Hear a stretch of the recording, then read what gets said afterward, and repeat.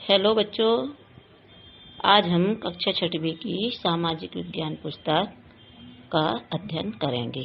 बच्चों, सामाजिक विज्ञान की पुस्तक में 3 भाग होते हैं। भाग 1 में इतिहास, भाग 2 में नागरिक शास्त्र और भाग 3 में होती है भूगोल। तो बच्चों, आज हम सामाजिक विज्ञान का भाग 3 भूगोल कक्षा छठवीं का पाठ 1 सौरमंडल में पृथ्वी के बारे में पढ़ेंगे और चर्चा करेंगे। पाठ 1 सौरमंडल में पृथ्वी। सूर्यास्त के बाद आकाश को देखना कितना अच्छा लगता है। आसमान में पहले 1 या 2 चमकते बिंदु ही दिखते हैं, लेकिन बाद में इनकी संख्या बढ़ती जाती है। आप उनकी गणना नहीं कर सकते। संपूर्ण आकाश छोटी छोटी चमकदार वस्तुओं से भर जाता है, जिनमें से कुछ चमकीले होते हैं एवं कुछ धुंधले। ऐसा प्रतीत होता है मानो आकाश में हीरे जड़े हों। इनमें से कुछ टिमटिमाते प्रतीत होते हैं। बच्चों, सूर्यास्त का अर्थ है सूर्य का डूबना। सूर्य जब डूब जाता है तो हम जब आकाश की ओर देखते हैं तो हमें बहुत अच्छा लगता है। और आसमान में पहले 1 या 2 चमकते बिंदु दिखते हैं, 1 या 2 तारे दिखते हैं, लेकिन बाद में इनकी संख्या इतनी बढ़ जाती है कि आप और हम इनकी गणना नहीं कर सकते हैं। गणना यानी गिनती नहीं कर सकते हैं। और संपूर्ण आकाश, पूरा आकाश छोटी छोटी चमकदार वस्तुओं से भर जाता है। ये चमकदार वस्तुएं बच्चों तारे होते हैं, जिनमें से कुछ चमकीले होते हैं और कुछ धुंधले होते हैं। ऐसा प्रतीत होता है कि मानो आकाश में हीरे जड़े हों। इन कुछ टिमटिमाते प्रतीत होने वाली वस्तुएं तारे होती हैं। आगे चलें बच्चों, इन चमकीली वस्तुओं के साथ आप लगभग प्रतिदिन यानी रोज चंद्रमा को भी देखते हैं। यह अलग अलग समय पर अलग अलग आकार, अलग अलग स्थितियों में दिखाई पड़ता है। आप पूर्ण चंद्र को लगभग 1 महीने में एक बार देख सकते हैं। यह पूर्ण चंद्रमा वाली रात या पूर्णिमा होती है। 15 दिन बाद आप इसे नहीं देख सकते। यह नए चंद्रमा वाली रात्रि या अमावस्या होती है। ऐसी रात में अगर आसमान साफ है तो आप आसमान का अवलोकन अच्छी तरह से कर सकते हैं। अवलोकन का मतलब है बच्चों अच्छी तरह से देखना। अवलोकन का मतलब है देखना।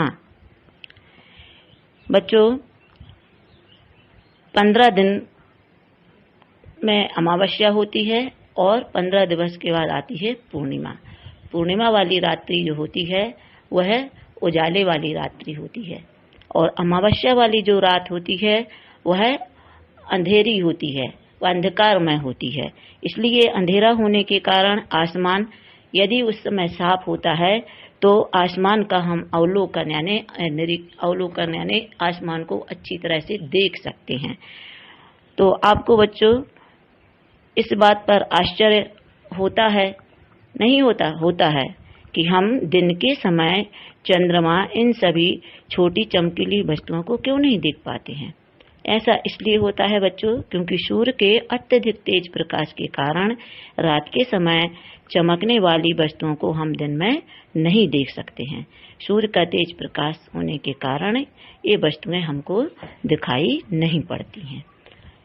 आगे देखें बच्चों, सूर्य, चंद्रमा तथा वे सभी वस्तुएं जो रात के समय आसमान में चमकती हैं खगोलीय पिंड कहलाती हैं। खगोलीय पिंड क्या है बच्चों? खगोलीय पिंड ब्रह्मांड में प्राकृतिक रूप से जो वस्तुएं बनी हैं वह जिन्हें मनुष्य ने नहीं बनाया है, प्रकृति ने उनको बनाया है, वह खगोलीय पिंड कहलाती हैं।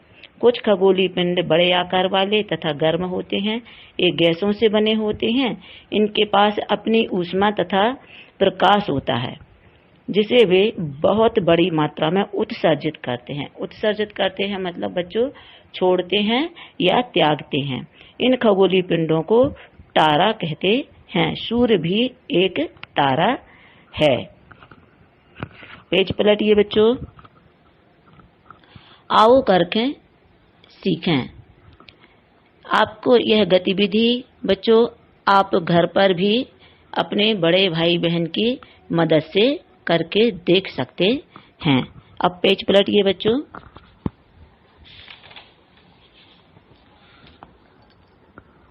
आपने अवश्य ध्यान दिया होगा कि कुछ दूरी से देखने पर सभी वस्तुएं छोटी दिखाई पड़ती हैं। जैसे अत्यधिक ऊंचाई पर उड़ रहा हवाई जहाज हमें कितना छोटा दिखाई देता है। रात्रि में आसमान की ओर देखते समय आप तारों के विभिन्न समूहों द्वारा बनाई गई विविध आकृतियों को देख सकते हैं।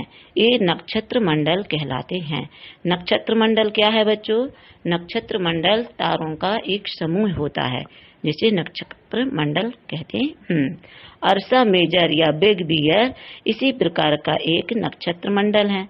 बहुत आसानी से पहचान में आने वाला नक्षत्र मंडल है।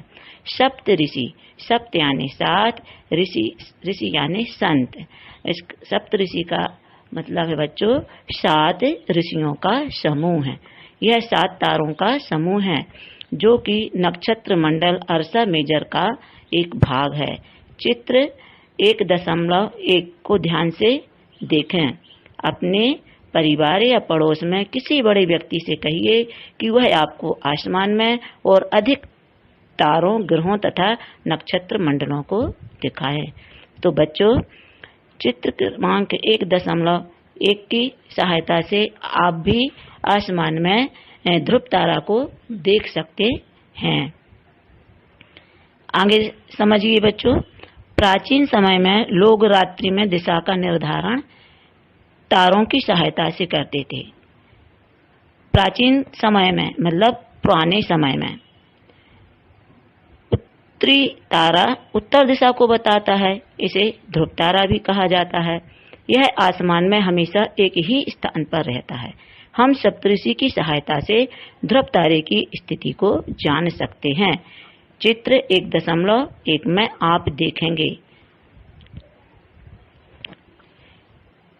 कि यदि सप्तऋषि मंडल के सांकेतिक तारों को आपस में मिलाते हुए एक काल्पनिक रेखा खींची जाए एवं उसे आगे की ओर बढ़ाया जाए तो यह ध्रुव तारे की ओर इंगित करती है, ध्रुव तारे को बताती है।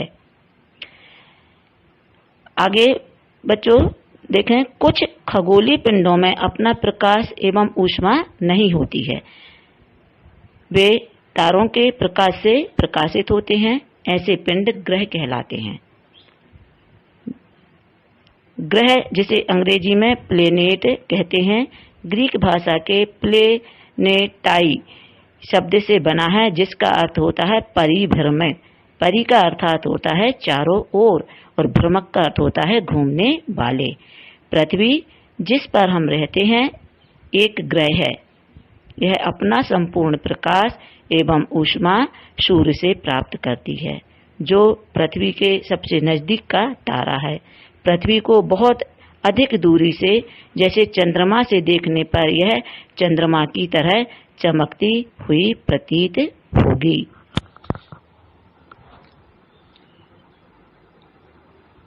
बच्चों हम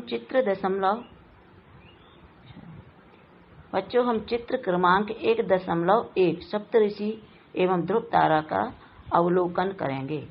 बच्चों सामने पूर्व दिशा की तरफ मुंह करके खड़े हो जाएं। सामने पूर्व दिशा रहेगी, पीछे रहेगी पश्चिम दिशा और हम उत्तर दिशा ऊपर की ओर देखेंगे तो सीधी सप्तऋषि तारों की सहायता से तो सीधी एक सरल रेखा बनती है जिसकी सहायता से हम ध्रुव तारे को जान सकते हैं। तो बच्चों आप भी चित्र क्रमांक 1.1 का अवलोकन करेंगे और अपने बड़ों की मदद से ध्रुव तारे को जानने का प्रयास करेंगे। बच्चों अब हम चलते हैं अगले पेज पर। आसमान में दिखने वाला चंद्रमा एक उपग्रह है। यह हमारी पृथ्वी का सहचर है तथा इसके चारों ओर चक्कर लगाता है। हमारी पृथ्वी के समान 7 अन्य ग्रह हैं जो सूर्य के प्रकाश से एवं ऊष्मा प्राप्त करते हैं। उनमें से कुछ के पास अपने चंद्रमा हैं। सौर मंडल। बच्चों अब हम सौर मंडल के बारे में पढ़ेंगे, जानेंगे। सूर्य, 8 ग्रह, उपग्रह तथा कुछ अन्य खगोलीय पिंड जैसे क्षुद्र ग्रह एवं उल्का पिंड मिलकर सौर मंडल का निर्माण करते हैं। उसे हम सौर परिवार का नाम देते हैं, जिसका मुखिया सूर्य है। जिस प्रकार से बच्चों घर का मुखिया कौन होता है? घर के मुखिया आपके पापा होते हैं और घर के जितने लोग होते हैं वह आपके परिवार के सदस्य होते हैं। इसी प्रकार से सौर मंडल में भी सूर्य सौर मंडल का मुखिया है और उसके जो 8 ग्रह, उपग्रह और कुछ अन्य खगोलीय पिंड हैं, यह उसके सदस्य हैं। जैसे क्षुद्र ग्रह एवं उल्का पिंड, यह सभी मिलकर के सौर मंडल का निर्माण करते हैं यानी बनाते हैं। उसे हम सौर परिवार का नाम देते हैं और सूर्य सौर मंडल का मुखिया है। अब बच्चों चलते हैं चित्र क्रमांक 1.2 सौर मंडल का हम अवलोकन करें। सूर्य का सबसे नजदीक का ग्रह है बुध, जिसको मरकरी बोलते हैं। दूसरा ग्रह है सूर्य का शुक्र, जिसको वीनस बोलते हैं। तीसरा ग्रह है पृथ्वी, जिसको अर्थ बोलते हैं। और चौथा ग्रह है सौर मंडल का मंगल, जिसको मार्स बोलते हैं। बच्चों फिर आती है क्षुद्र ग्रह पट्टी। फिर इसके बाद अगला ग्रह आता है 5वें नंबर का बृहस्पति, इसको जुपिटर बोलते हैं। 6वें नंबर का ग्रह है शनि, इसे सैटर्न बोलते हैं। और 7वें नंबर का ग्रह है यूरेनस, 7वें नंबर का ग्रह है यूरेनस। और 8वें नंबर का ग्रह है नेपच्यून। तो बच्चों यह है सौर मंडल का चित्र, इसका अवलोकन करें बच्चों। और नीचे ये तालिका दी गई है। सभी ग्रह सूर्य के चारों ओर परिक्रमण करते हैं और अपनी कक्ष की दूरी के अनुसार सूर्य की परिक्रमा करने में सभी ग्रहों को अलग अलग समय लगता है। यह तालिका दी गई है बच्चों, इस तालिका का आप अच्छे से अध्ययन कर लें और इसको अच्छे से पढ़ लें। आंतरिक ग्रह सूर्य के बहुत नजदीक हैं, ये चट्टानों से बने होते हैं। और बाह्य ग्रह सूर्य से बहुत दूर हैं तथा बहुत बड़े आकार के हैं और ये गैस और तरल पदार्थ से बने हैं। बच्चों अब सूर्य सौर मंडल के केंद्र में स्थित है। केंद्र में यानी बीच में। यह बहुत बड़ा है एवं अत्यधिक गर्म गैसों से बना है।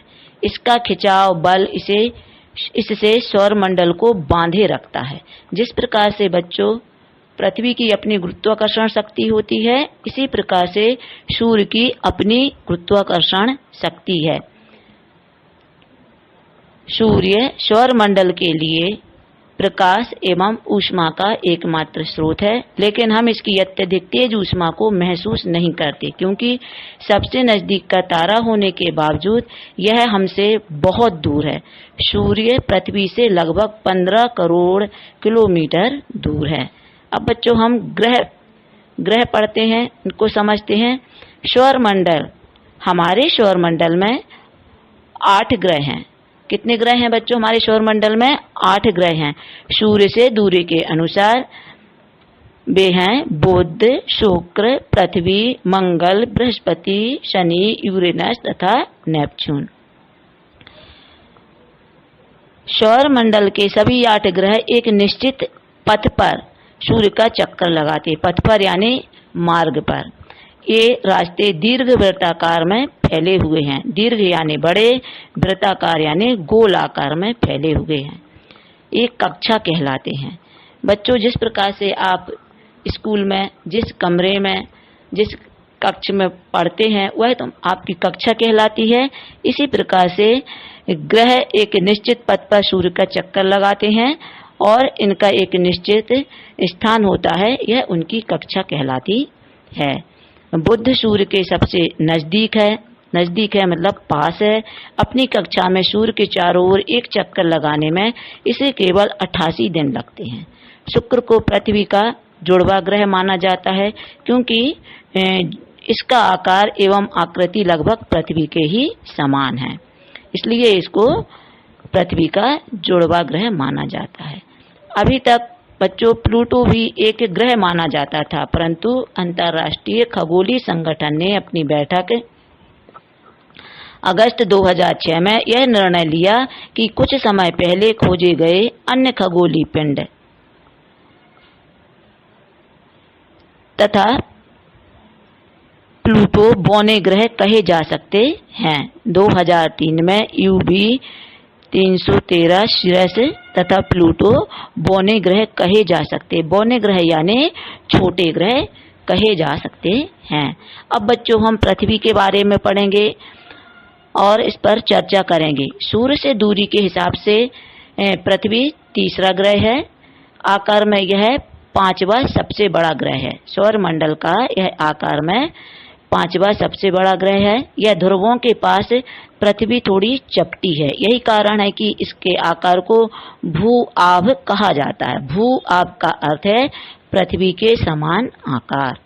जीवन के लिए अनुकूल परिस्थितियां संभवतः केवल पृथ्वी पर ही पाई जाती हैं। पृथ्वी ना तो अधिक गर्म है और ना ही अधिक ठंडी है। यहाँ पानी एवं वायु उपस्थित है, जो हमारे जीवन के लिए आवश्यक है। वायु में जीवन के लिए आवश्यक गैस हैं, जैसे ऑक्सीजन मौजूद है। इन्हीं कारणों से पृथ्वी सौरमंडल का सबसे अद्भुत ग्रह है और इसे जीवित ग्रह भी कहा जाता है। अंतरिक्ष से देखने पर पृथ्वी नीले रंग की दिखाई पड़ती है क्योंकि इसके 2/3 सतह पानी से ढकी हुई है, इसलिए इसे नीला ग्रह भी कहा जाता है।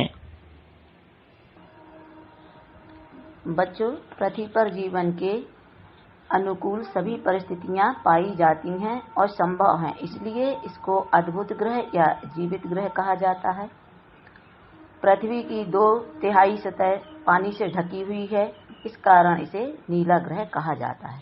बच्चों, अब चंद्रमा हेडिंग को देखिए। चंद्रमा के बारे में पढ़ते हैं। हमारी पृथ्वी के पास केवल एक उपग्रह है, चंद्रमा। इसका व्यास पृथ्वी के व्यास का केवल 1/4 है। यह इतना बड़ा इसलिए प्रतीत होता है क्योंकि यह हमारे ग्रह से अन्य खगोलीय पिंडों की अपेक्षा नजदीक है। नजदीक है मतलब पास है। यह हमसे लगभग 3,84,400 किलोमीटर दूर है। अब आप पृथ्वी से सूर्य एवं चंद्रमा की दूरियों की तुलना कर सकते हैं। इस रोचक तथ्य में देखिए बच्चों, नील आर्मस्ट्रांग पहले व्यक्ति थे जिन्होंने 20 जुलाई 1969 को सबसे पहले चंद्रमा की सतह पर कदम रखा। मालूम करो कि क्या कोई भारतीय चंद्रमा पर गया है। बच्चों, जो नीले पिंक कलर के डिब्बे बने हुए हैं उनमें कुछ रोचक जानकारियां दी गई हैं, उनको आप एक बार अवश्य पढ़ लें। पेज पलटिए बच्चों पीछे। चंद्रमा पृथ्वी का एक चक्कर लगभग 27 दिन में पूरा करता है। लगभग इतने ही समय में यह अपने अक्ष पर एक चक्कर भी पूरा करता है। इसके परिणाम स्वरूप पृथ्वी से हमें चंद्रमा का केवल एक ही भाग दिखाई पड़ता है। चंद्रमा की परिस्थितियां जीवन के लिए अनुकूल नहीं हैं। इसकी सतह पर पर्वत, मैदान एवं गड्ढे हैं जो चंद्रमा की सतह पर छाया बनाते हैं और पूर्णिमा के दिन चंद्रमा पर इनकी छाया को देखा जा सकता है। क्षुद्र ग्रह। बच्चों, क्षुद्र ग्रह तारों, ग्रहों एवं उपग्रहों के अतिरिक्त असंख्य छोटे पिंड भी सूर्य के चारों ओर चक्कर लगाते हैं। इन पिंडों को क्षुद्र ग्रह कहते हैं। ये मंगल एवं बृहस्पति की कक्षाओं के बीच पाए जाते हैं। चित्र 1.2 का अवलोकन कर सकते हैं। वैज्ञानिकों के अनुसार क्षुद्र ग्रह ग्रह के ही भाग होते हैं जो बहुत वर्ष पहले विस्फोट के बाद ग्रहों से टूटकर अलग हो गए। उल्का पिंड। सूर्य के चारों ओर चक्कर लगाने वाले पत्थरों के छोटे छोटे टुकड़ों को उल्का पिंड कहते हैं। कभी कभी ये उल्का पिंड पृथ्वी के इतने नजदीक पास आ जाते हैं कि इनकी प्रवृत्ति पृथ्वी पर गिरने की होती है। इस प्रक्रिया के दौरान वायु के साथ घर्षण होने के कारण ये गर्म होकर जल जाते हैं, फलस्वरूप चमकदार प्रकाश उत्पन्न होता है। कभी कभी कोई उल्का पूरी तरह जले बिना पृथ्वी पर गिरती है, जिससे धरातल पर गड्ढे बन जाते हैं। आकाश गंगा।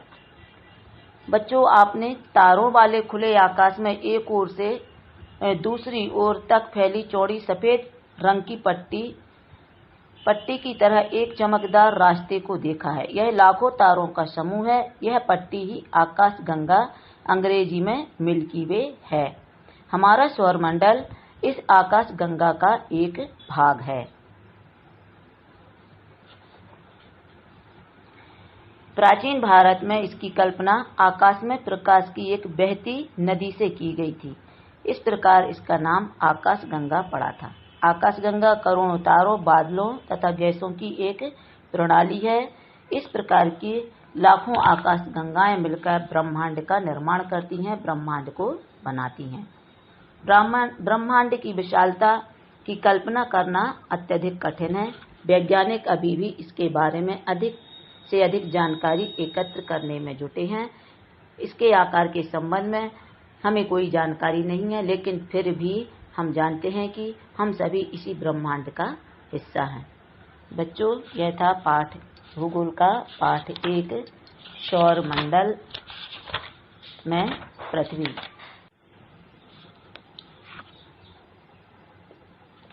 हाँ बच्चों, अब हम पाठ के अंत में जो प्रश्न अभ्यास दिया गया है उसके मुख्य प्रश्नों पर चर्चा करेंगे।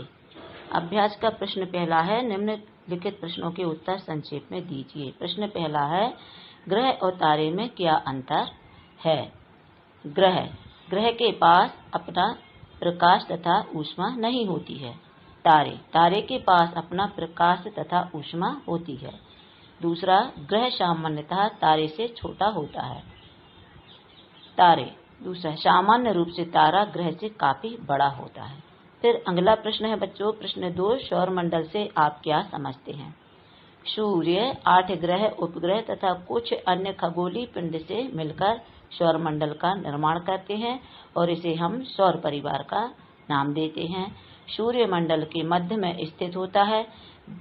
ग्रह अपनी निश्चित कक्षा में सूर्य का चक्कर लगाते हैं और उपग्रह ग्रहों की परिक्रमा करते हैं। अब अगला प्रश्न है बच्चों, सूर्य से उनकी दूरी के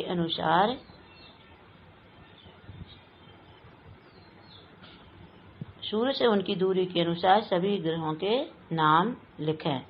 तो उत्तर है, हमारे सौरमंडल में 8 ग्रह हैं। सूर्य से दूरी के अनुसार वे हैं बुध, शुक्र, पृथ्वी, मंगल, Brihaspati, Shani, Uranus, Neptune.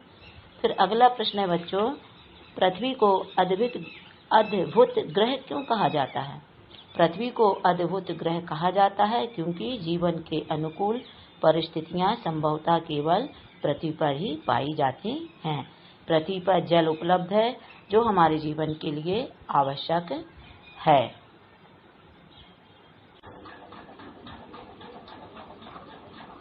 Hello बच्चों, अब हम प्रश्न 5, हम हमेशा चंद्रमा के एक ही भाग को क्यों देख पाते हैं?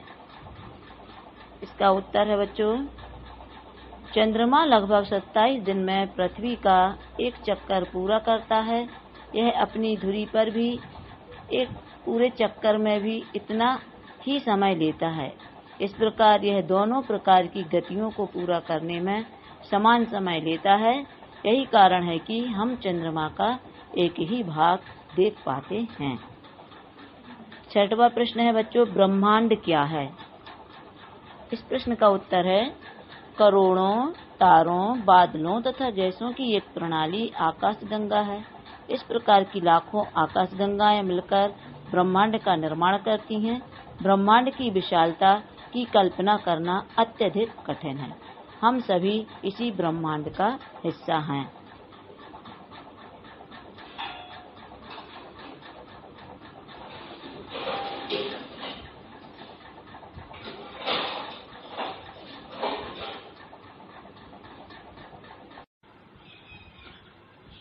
अगला प्रश्न है बच्चों, प्रश्न 2, सही उत्तर चिन्हित कीजिए।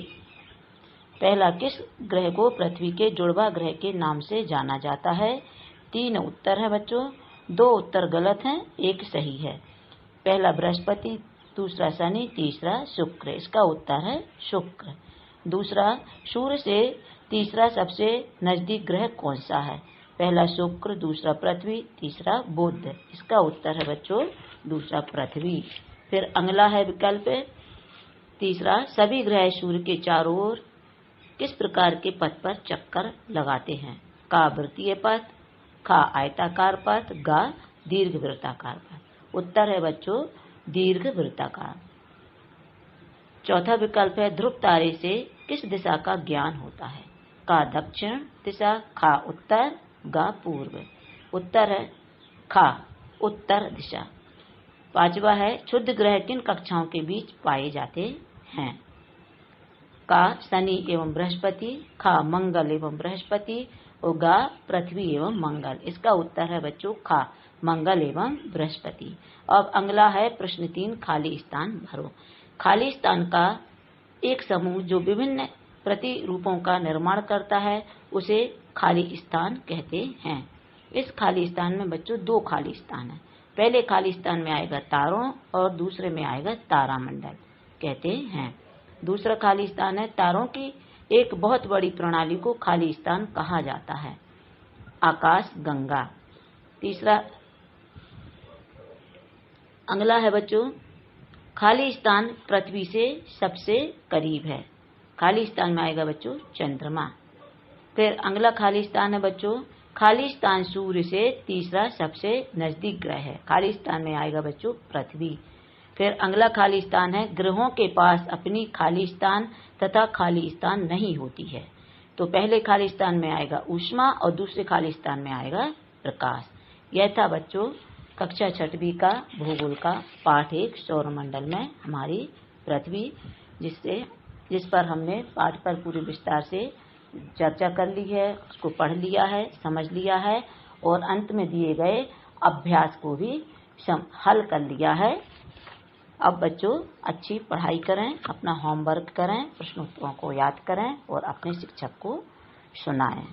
हमारे सभी वीडियो को देखने के लिए चैनल को सब्सक्राइब करें और बेल आइकॉन को दबाना ना भूलें। धन्यवाद।